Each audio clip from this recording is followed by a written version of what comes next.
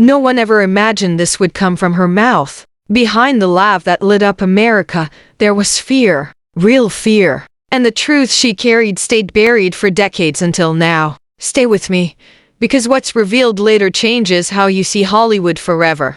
Goldie Hawn was never supposed to be the story. She was the smile, the giggle, the woman who made everything feel lighter. In an industry built on illusion, she became one of its brightest symbols. To audiences, she represented joy without consequence, effortless charm, safe laughter. But Hollywood has a habit of rewarding what it can control and punishing what it can't. Behind the camera, behind closed doors, Goldie was learning a brutal lesson early.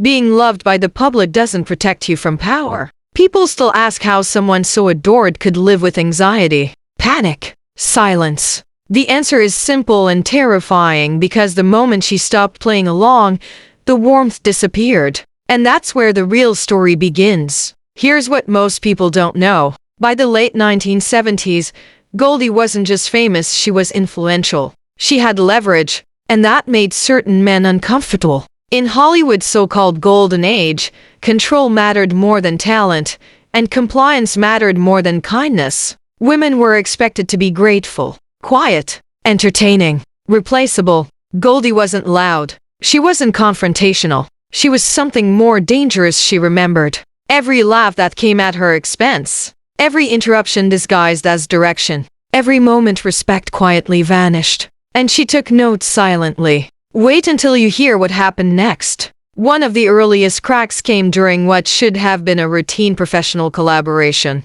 A room full of executives. Scripts on the table. Expectations high. On paper, it looked perfect. But within minutes, the tone shifted. A joke wasn't a joke. A comment wasn't playful. It was a test. When Goldie spoke, she was cut off. When she delivered her lines, they were mocked. And when the room laughed, it wasn't with her, it was at her. She didn't argue. She didn't cry. She stood up and walked out. That silence echoed louder than any scream. By the next morning, she was gone from the project. No explanation. No interviews. Just absence. Reports suggest that decision stunned the studio not because of money, but because it signaled something rare. A woman choosing dignity over exposure. That moment changed everything. Here's the part no one talks about. From then on, opportunities didn't vanish loudly. They faded quietly. Scripts fell through. Meetings were delayed. Promises dissolved without explanation. This is how power works when it doesn't want to be seen. And Goldie knew exactly why. Another minute in, and the story gets darker. There was a man whose charm defined an era. A man with influence so vast that a single word from him could shape careers. When Goldie refused something personal, politely, firmly, the rejection wasn't accepted. Almost overnight, doors closed. Suddenly, she was difficult. Suddenly, she wasn't serious. Suddenly, the narrative changed. No confrontation. No proof. Just whispers. This wasn't anger. It was punishment. Years later, at an industry event, fate placed them in the same room. Cameras everywhere. Smiles rehearsed. The man approached her as if nothing had ever happened. Friendly. Casual. Forgetful. Goldie smiled back, then turned away mid-sentence. No scene. No scandal. Just quiet control reclaimed. That moment lasted seconds and said everything.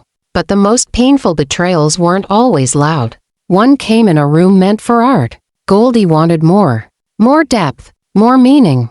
She was ready to move beyond comedy, not because she outgrew it, but because she deserved range. During an audition for a serious role, the atmosphere felt promising, until it didn't.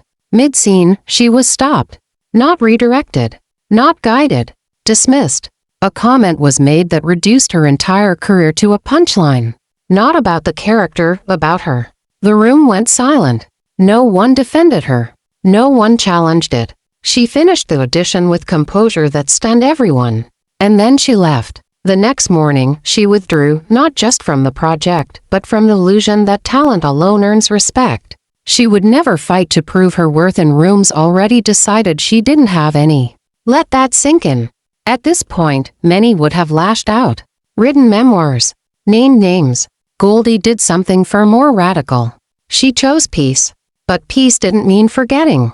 Another turning point came on a film set that should have been joyful. The chemistry worked on camera magic even. Off camera, it was a different story. Ego, competition, passive aggression disguised as humor. If Goldie got the bigger laugh, the mood shifted. If the spotlight moved, resentment followed. She tried to keep things light, professional, friendly. But exhaustion builds when kindness is mistaken for weakness. One night, after yet another argument over control, she sat alone drained. And that's when she said something that never left those who heard it. He's not funny when the cameras stop. The studio wanted more. Sequels. Millions. Legacy. She said no. And that was the end of that chapter. But the most humiliating moment didn't happen on a set. It happened in public. Years later, at a charity event focused on mental health, a cause deeply personal to Goldie, she stood on stage and spoke from the heart.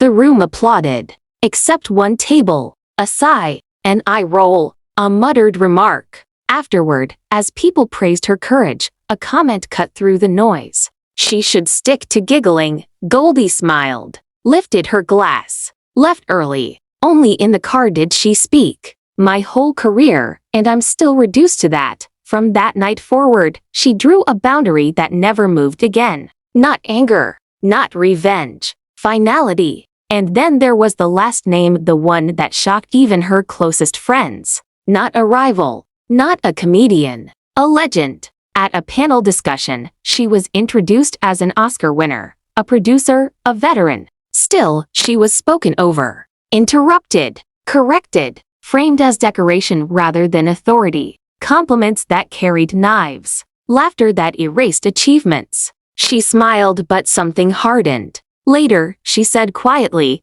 "He talks to me like I'm still the girl in the bikini scene. I've won an Oscar." She never spoke of him again. Some people don't deserve space in your memory, and that may be the most powerful choice of all. So here we are. A woman once defined by laughter, finally understood through silence. Not bitter, not broken, but awake. Goldie Hawn didn't expose these stories for revenge. She revealed them for truth, to show what Hollywood asked women to endure and how survival sometimes looks like smiling while remembering everything. Her legacy isn't just joy, it's boundaries. It's self-respect. It's knowing when to walk away. If this story changed how you see Hollywood, share it. If it made you rethink fame, comment below. And if you want more untold stories like this, subscribe. Some truths don't scream. They wait. Production note: label all unverified info clearly on screen or in the description using reports suggest or unconfirmed.